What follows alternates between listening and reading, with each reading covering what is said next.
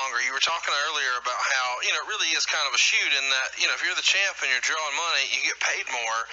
Why do you think Bret Hart has taken that so personal in recent years? I mean, even this year, he's still bringing it up, and he always brings up your name in a negative connotation, whether it was WrestleMania 9 or SummerSlam or whatever the internet story is. Why do you think that? He got my name too.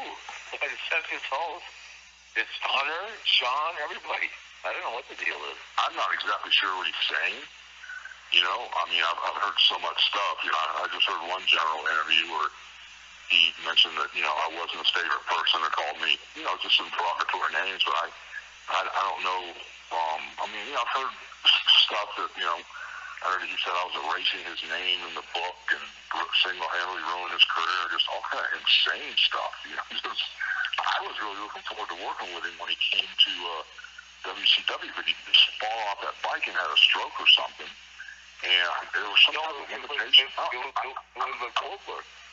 He got the concussion from or something, right? Something happened. There were some sort of limitations that I didn't get to work with him a couple times, and we just, we went out there and dug a little bit, but, I was extra cautious because I can't remember what the physical thing was, but...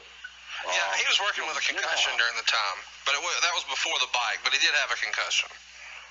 Yeah, I can't remember. There was something, but I just don't know what happened, It was like, got me. I don't know. I don't know. I can't believe what kind of a liar Hulk Hogan is. All this is a blatant lie. Him saying that he couldn't wait to work with Bret Hart. When we have accounts from Kevin Sullivan himself stating that he did not want to work with Bret Hart. Bret Hart coming to WCW, that was kind of a wasted situation. What are your thoughts on that? I think that was another one of Hogan's different. I wanted him to come in with the ring during Sting and Hogan when he first got there, and Sting have Hogan beat and go in and kick Sting. Sting have Hogan and the Stinger have Bret kick Sting. Sting would get disqualified, right? I mean, kick Hogan. Sting gets disqualified. And him saying, you're not beating him until I beat him. I told Hogan that. He said, this guy used to do jobs for me in handicap matches. You got something else? He still saw Bret with Neidhart doing handicap matches. Well, that's funny. Weird. Kevin Sullivan remembers things a lot differently. He was part of creative at the time. Also, let's not let this distract us from the fact that the concussion happened in Starrcade of 1999. Bret Hart made his WCW debut before Starrcade of 1997. And the bike accident happened way after Bret was already gone from WCW. What a blatant lie by Hulk Hogan. The lies continue. 93, and though you faced Yokozuna, it was originally scheduled you were going to face Bret Hart. What is the truth in this? Was that match ever meant to happen, or is this just a fabrication? Well, all I know is what Vince told me, and I went in there and did the match at Mania because I was on my way out. I was getting ready to leave. That's right, yeah. And I told him, I said, hey, Vince, we can get one more pay-per-view out of this thing, if I beat Yoko for the belt and then come back on the next pay-per-view and drop it for him. Yeah. And all of a sudden, Bret Hart, got all upset and got in my face. And I said, brother, let's walk in and talk to Vince. Let's walk in and talk to Vince. And it was me, Bret Hart, and Vince there. And Bret said something about the match, and Vince said, no, Bret, that's what you thought you heard. And I said, fine, I'm good. And I mean, if it was supposed to happen, no big deal. I'll work with anybody. But I don't know what the big deal is about it, Yeah. And Bret's making such a big deal about it. Then all of a sudden, that whole thing where Bret screwed Bret, all of a sudden, he's working for Vince. He don't want to do a job all of a sudden because it's Canada. The whole thing is screwy to me. Yeah. I mean, all of a sudden it's real. Yeah, I mean, one recurring kind of theme. Mr. Creative Control. Pull the "Do you think this is real" card. Really?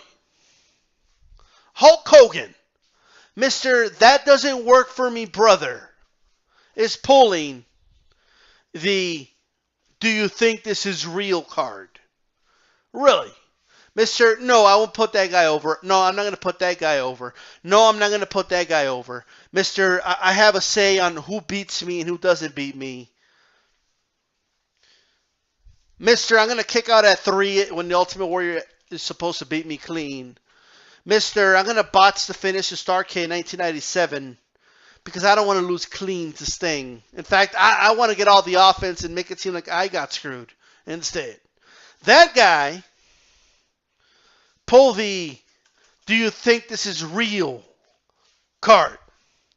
Well, that's it. Let's talk to Kevin Nash and see if he recalls things a little differently. What do you remember about the night at King of the Ring when Hogan wouldn't put Bret over?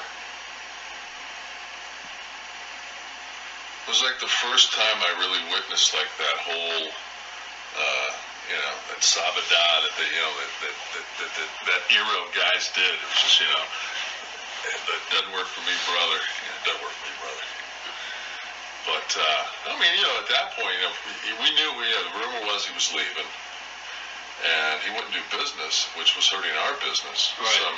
So he wasn't a very beloved guy in that locker room.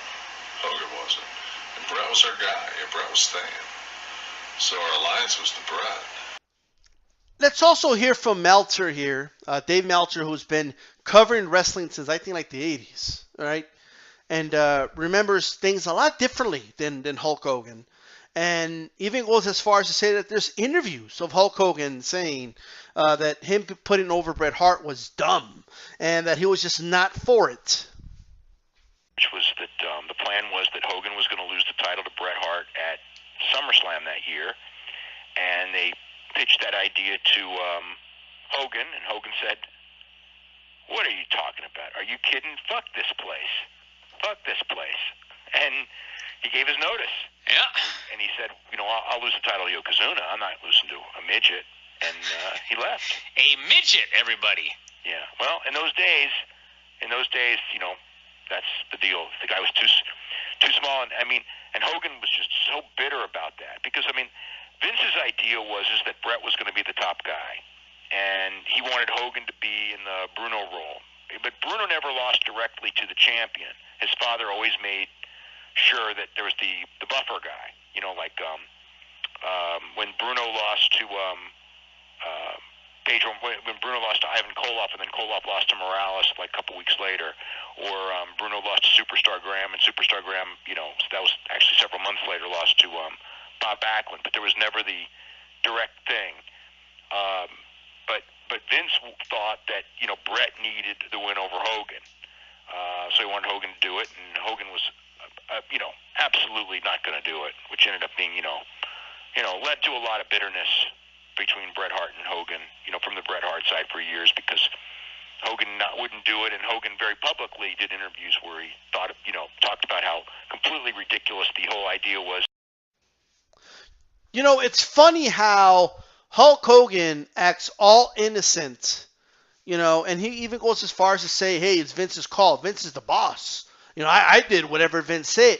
Vince is the one, that told me I had to put over Yokozuna. If you would have told me to put over Bret Hart, then I would have done that. Yeah, right. Sure you would have. All right.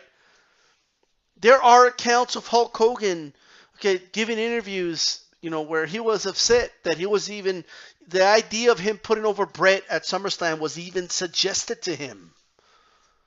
And people can make excuses and they can say, it was just a different time in wrestling. I get it, but at least be honest. At least be honest. If Hulk Hogan just came out and said, yeah, I didn't want to put him over, I would respect him a lot more, but he has to lie because he's just a pathological liar. Hulk Hogan refused to put over Shawn Michaels when all Shawn Michaels wanted to do was work a program with him so they could make money. The original plan was to have 3 matches. They win one apiece in the first 2 matches, and Hogan wins the third one. Hogan didn't even want to do that. Hogan didn't want to put over a young Randy Orton.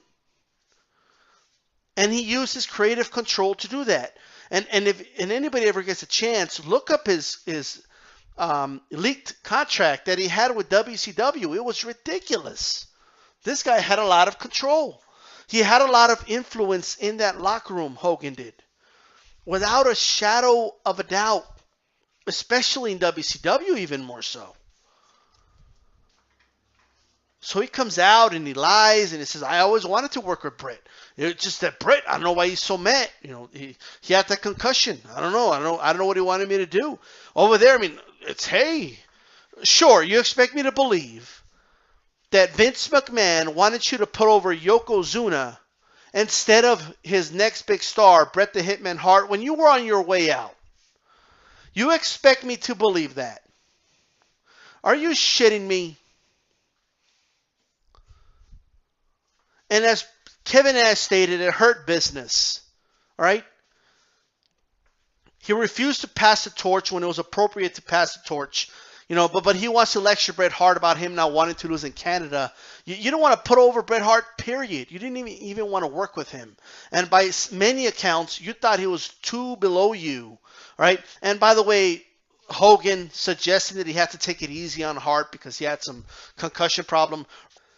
I will take it away from Hulk Hogan's accomplishments. He's perhaps the biggest draw in the history of the industry, rivaled by only Stone Cold, and you could even argue Stone Cold was really number one in that department.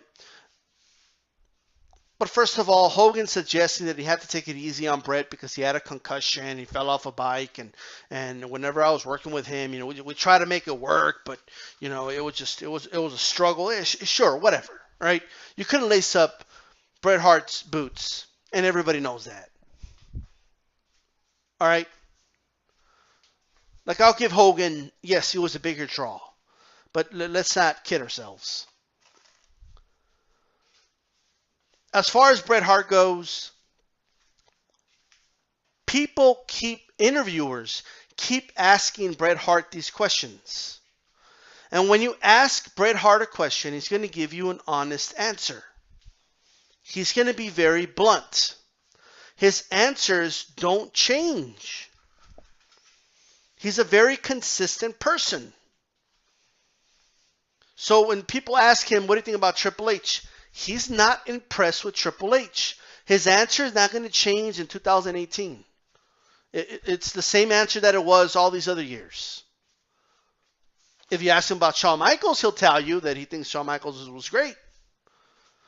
That doesn't change. Even when he hated Shawn Michaels' guts, he still told you Shawn Michaels was a great worker. If you ask Bret Hart about the whole situation with Hogan, not putting him over when he was on his way out, he's going to tell you the truth.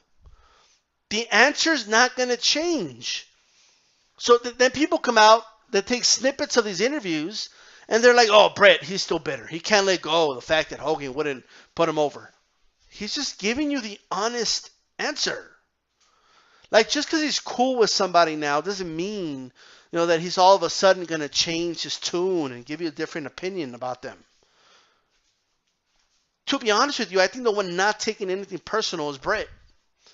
But with that said, I hope you enjoyed this video. I'm out.